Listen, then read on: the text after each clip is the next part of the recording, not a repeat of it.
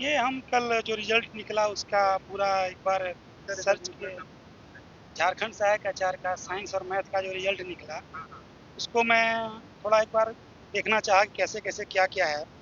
तो total seats थे math math और साइंस में टोटल सीट्स हैं 5008 सीट, जिसमें गैर पारा का सीट था 2538 गो। टोटल डॉक्यूमेंट्स वेरिफिकेशन के लिए बुलाया था 2734 गो। 2734 में रिजल्ट दिया है नॉन पारा का 1390 और पारा पारा टीचर का दिया 271। इसमें सबसे देखने की बात यह है पारा टीचर में 271 पूरे झारखंड में पास किए साइंस में, जिसमें कि पूरे झारखंड में एसटी कैंडिडेट में 0, एससी में 0, ईडब्ल्यूएस में 0। क्या ऐसा होता है? पूरे झारखंड में एक भी पास नहीं है।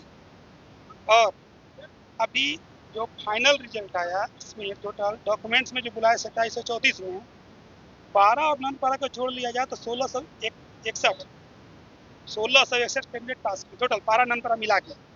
अभी भी 1073 कैंडिडेट का पेंडिंग है। 1073 कैंडिडेट का पेंडिंग किस आधार पे है ये समझ से परे है, जिसमें कि बहुत सारे ऐसे कैंडिडेट हैं जो कि कहीं कोई एरर भी नहीं है, कोई नोटिस के लिए भी नहीं बुलाया गया है, उसके बावजूद उनका रिजल्ट नहीं है। और उनका रिजल्ट नहीं गया है उसमें एक एक्सक्यूज दे रहा है कि हाई कोर्ट बोला है 114 को कैंडिडेट को रिजर्व रखने के लिए।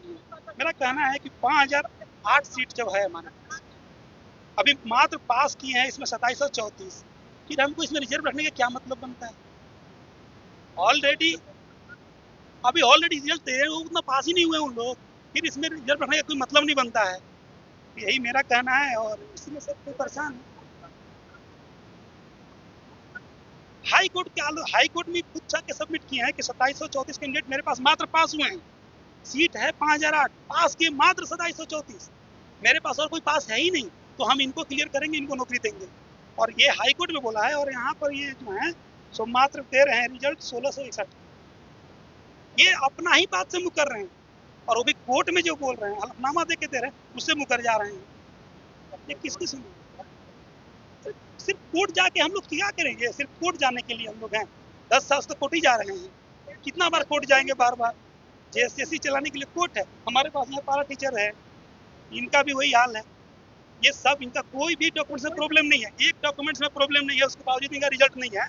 और जबकि पारा में रिजर्वेशन के बावजूद टोटल पारा में मात्र 271 का रिजल्ट दिए हैं और इनका सारा डॉक्यूमेंट्स वेरिफिकेशन पूरा कंप्लीट है, कहीं कोई एरर नहीं, उसके बाद इनका नौकरी रिजल्ट में नाम नहीं है। रिजल्ट में बहुत झोल भी है। नन पारा वाले ने पारा टीचर का नाम रिजल्ट डाल दिया है बहुत सारे जिला में सीट खाली है और उस जिला के कैंडिडेट को दूसरे जिला में भेज दिया गया है। ये क्या है? उसमें भी सब सारे चीज में गड़बड़ी। क्या क्या लड़ाई कर लड़ पाएंगे हम लोग? सिर्फ जाके यहाँ पे मांगेंगे कि हम लोग किसी तरह से हम लोग नौकरी दीजिए, कितना लड़ेंगे हम लोग ऑलरेडी बेरोजगार आदमी है, क्या लड़ेंगे? कहाँ से पैसा केस लड़ने के लिए?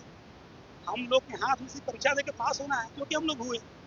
अब हम लोग कितना लड़ने जाएंगे? कहाँ से पैसा लाएंगे? ऑलरेडी बेरोजगार, कहाँ से पैसा लाएंगे? कोई विकल्प नहीं, आके यहाँ हाथ गोड़ जोड़ने के लिए आए हैं। इसमें भी धमकी दे रहे हैं कि निकल जाओ, गुंडागर्दी कर रहे हो, तुम लोग को गिरफ्तार करा देंगे, जो नौकरी का चांस है वो भी खत्म हो जाएगा, और धमकी दे रहे हैं। करेंगे क्या? हम लोग हाथ ही गोड़ जोड़ सकते हैं? पता कि क्या हो, डॉक्यूमेंट्स वेरिफिकेशन में भी लोग आते हैं, किसी का बायोमेट्रिक नहीं होता है तो कैंडिडेट को बोला जाता है दीवार में रगड़ो उंगली, खून निकाल दो, उंगली काट लो। ये क्या तरीका है इन लोग का तरीका है? अभी कैंडिडेट लोग बात कर रहे हैं कि सर हम लोग का क्या प्रॉब्लम है, तो होश में रहो। ये क्या तरीका है? होश में हम लोग कहाँ से रह पाएंगे? आप क्या हैं? आप पहले देखिए ना आपने क्या किया है। अब किसी के बात सुने को रेडी नहीं है, वो सिर्फ फोर्स बुलाएंगे, पुलिस बुलाएंगे, धमकी देंगे, तुम गिरफ्तार करेंगे। हम लोग कितना बार कोर्ट में जाएंगे, कितना बार कोर्ट में?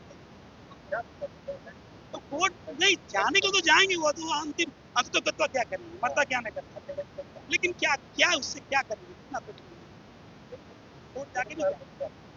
ये लोग चाहते हैं कोर्ट जाइए, समय बर्बाद हो, इसी तरह से चलता रहे। 10 साल चल रहा है, 10 साल और चले। इस 10 साल के बीच में कितने सचिव आए, चले गए, वे चले जाएंगे, फिर कोई और आएगा, चलता रहेगा प्रक्रिया से। कोई बात थोड़ी करेगा, कोई बात करने वाला नहीं है। यहाँ पे भाई कौन बात करने वाला है? बहुत सारे कैंडिडेट को दोबारा बुलाया जा रहा है, फाइल सबमिट किया हुआ है, दोबारा बुलाया जा रहा है, फाइल देखने जा रहे हैं तो मालूम चल रहा है कि फाइल ही बोल है, उसका फाइल है ही नहीं। 13 तारीख को अगला सबमिट किया, रिसीविंग उसके पास है, बाद में फिर बुलाएगा, आपने फाइल भी दिया है। जब जा रहा था बोला भूल बस कहीं भूल गया होगा, लाइए ना फिर लगा देते हैं। अब बताइए, हम लोग सिर्फ रिसीविंग में रह सकते, ये कैजुअल अप्रोच है, किसी की रिस्पॉन्सिबिलिटी तय नहीं हो रही है, हम लोग किसके पास जाएंगे? ये सारी चीजें